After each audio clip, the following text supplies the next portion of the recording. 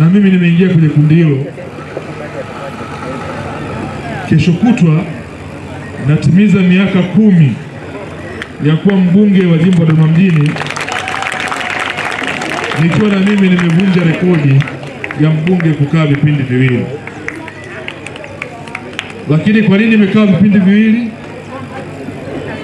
Kwa sababu nimeziishi shida, kero na changamoto za wananchi wa Dodoma ambao walinipa dhamana kuongoza. Nimeifanya kazi hii kwa moyo mkubwa sana, nikiamini kwamba mimi sina uwezo mkubwa sana kuliko wanadodoma wote kuwa mbunge wao, lakini nimepata dhamana na heshima kuwa kiongozi.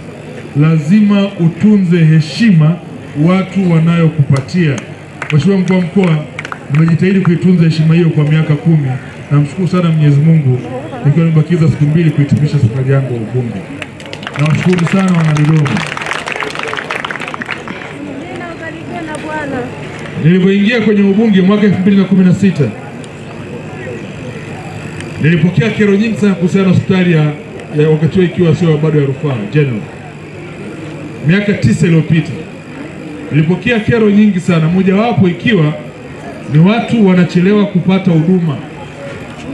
Lakini vile vile na wakati ule ilikuwa ni majibu mabaya ya watumishi wa afya kwa wakati huo. Hivyo nikiwa kama mbunge mwaka 2017, mimi ndo mtu wa kwanza, Mheshimiwa Mkuu wa Mkoa, kufunga mfumo wa kidijitali katika hospitali ya mkoa kwa gharama zangu. Nilifunga biometrics, ndio mbinu hospitali hii sasa imebadilika sana.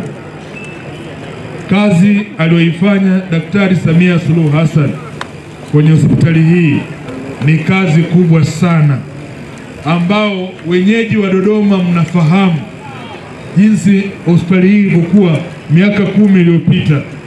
Sio sawa na leo. Majengo yameongezeka, huduma zimeongezeka.